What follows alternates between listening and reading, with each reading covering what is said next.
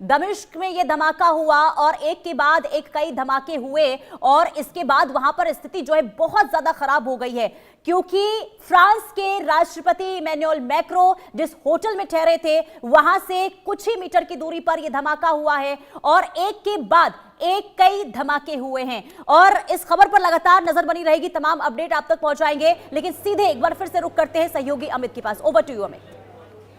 जी, अब आमिर खान को लेकर जो विवाद है उस खबर का रुख करते हैं।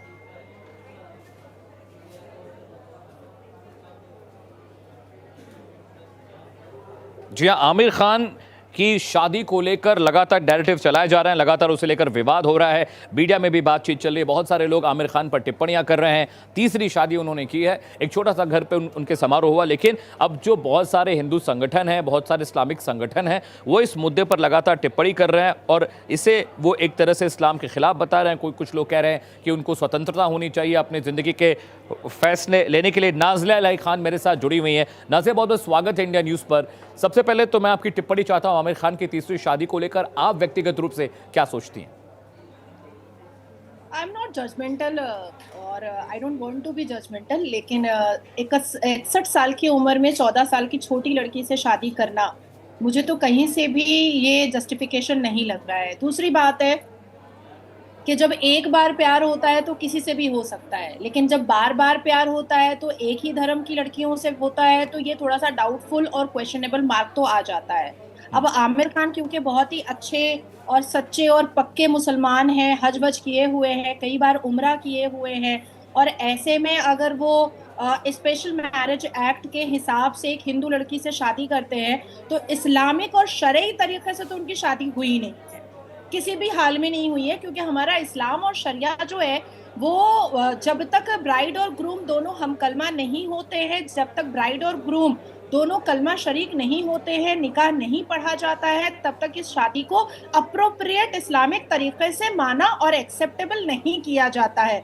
हालांकि देश के संविधान के हिसाब से उन्होंने सही कदम उठाया है, उन्होंने शायद स्पेशल मैरिज एक्ट से शादी किया है। आपने कहा बहुत छोटा सा समारोह था, तो बार बार क्या ही होगा, अब क्या 61 साल की उम्र में सेहरा लगाएगा? हालांकि इस छोटे से समारोह में भी अंबानी परिवार से लेकर के उद्धव ठाकरे से लेकर के सभी लोग गए थे और जवान जवान बेटा और बेटी आमिर खान के बिल्कुल साथ में कंधे से कंधा लगाकर खड़े हुए थे। जिस उम्र में आमिर खान को अपने 30 साल के बेटे की शादी करनी चाहिए थी, उस उम्र में वो प्यार रचा रहे हैं, मोहब्बत रचा रहे हैं, और इस उम्र में अभी अपनी ही शादी से वो खुशियां मना रहे हैं। तो इस्लामिक और शरई तरीके से तो ये शादी हुई नहीं है, लेकिन देश के संवैधानिक तरीके से शादी हुई है। अब आती है तीसरी बात कि अगर कोई साधारण मुसलमान लड़का इस तरीके की शादी करता है तो लव जिहाद का नाम दिया जाता है, जाहिर सी बात है। कोई साधारण मुसलमान लड़का हिंदू लड़की को बहला फुसला करके पटा करके अगर शादी कर लेता है तो बजरंग दल वाले उसके घर पहुंच जाते हैं,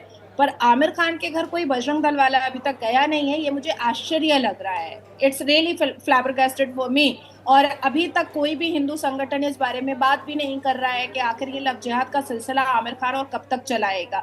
देखिए, कोई एक शादी उसने की होती हिंदू से तो हम में से किसी की अथॉरिटी नहीं थी और हम में से कोई भी नहीं बोलता कि आखिर क्या बात है, लेकिन एक शादी करते हैं वो, और वो भी हिंदू से, फिर बच्चा होता है फिर छोड़ देते हैं, फिर दूसरी शादी करते हैं हिंदू से, फिर बच्चा होता है फिर छोड़ देते हैं, फिर तीसरी शादी करते हैं तो मुझे लगता है कि अब 2-4 साल में इसको भी छोड़ेंगे, फिर चौथी करेंगे।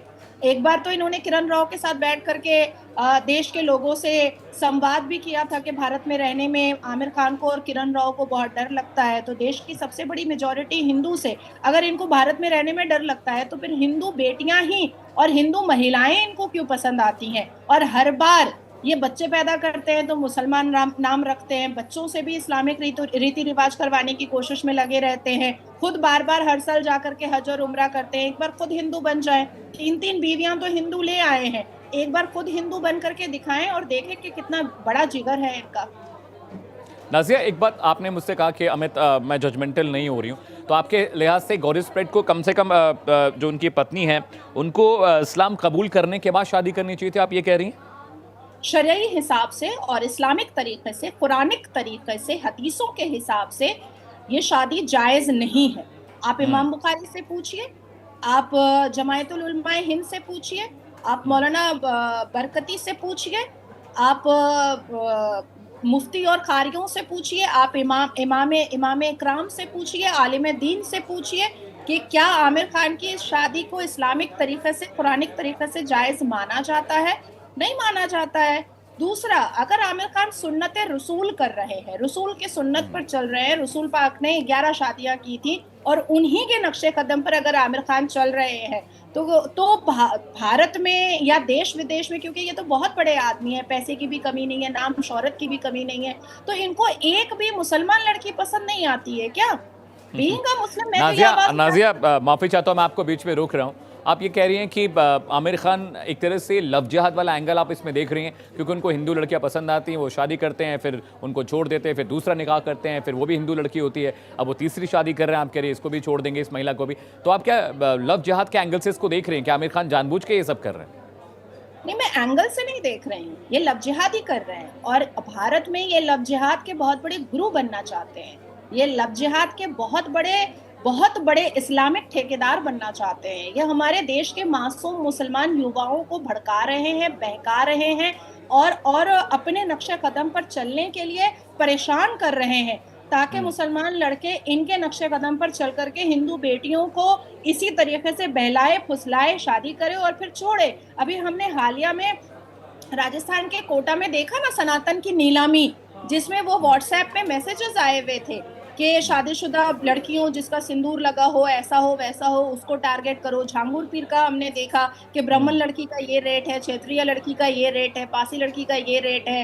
तो सवाल तो पैदा होता है ना, जब 3 बार शादी कर चुके हैं तो सवाल तो पैदा होता है कि पैगंबर मोहम्मद ने विधवा से शादी किया था, अनाथ से शादी किया था, मजलूम से शादी किया था, मजदूर से शादी किया था, बेचारी और बिना छत वाली से शादी किया था, बिना माँ बाप के वाली से शादी किया था। तो ये कौन है जो आमिर खान, ये कैसे मुसलमान हैं जो लक़ब ले रहे हैं सुन्नत रसूल का, लेकिन हॉट चिक और आइटम बॉम्ब से शादी कर रहे हैं? तो ये प्रॉपर लव जिहाद है, एंगल नहीं है, ये प्रॉपर लव जिहाद है और भारत के मुसलमान युवकों को ये भड़का रहे हैं और बहका रहे हैं।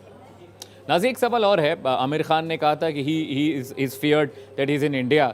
भारत में रहकर डर लगता है, 3 हिंदू महिलाओं से शादी कर ली है, अब उनको डर नहीं लग रहा है क्या?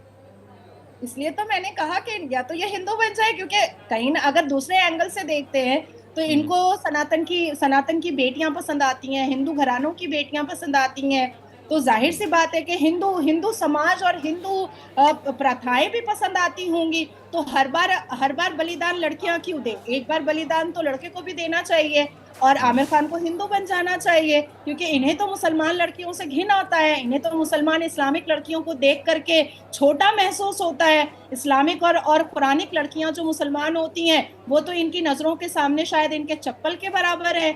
ये तो किसी विधवा से शादी नहीं करेंगे, ये तो किसी मुसलमान पढ़ी लिखी शिक्षित महिला से शादी नहीं करेंगे, ये जब शादी करेंगे हिंदू से करेंगे। तो एक बार हिंदू बन करके दिखाएं ना हमें।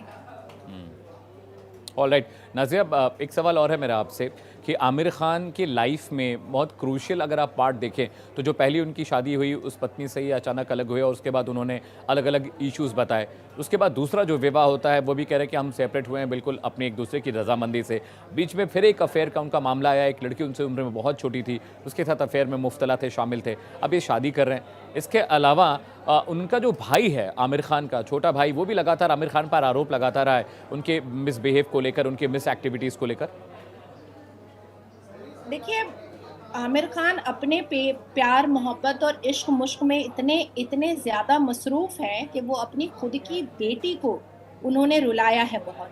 आप 2021-22 में उनके फेसबुक पर, उनके सोशल मीडिया पर, उनकी बड़ी बेटी के सोशल मीडिया पर जाइए, वो रो करके अपने बाप की बुराइयां कर रही थी।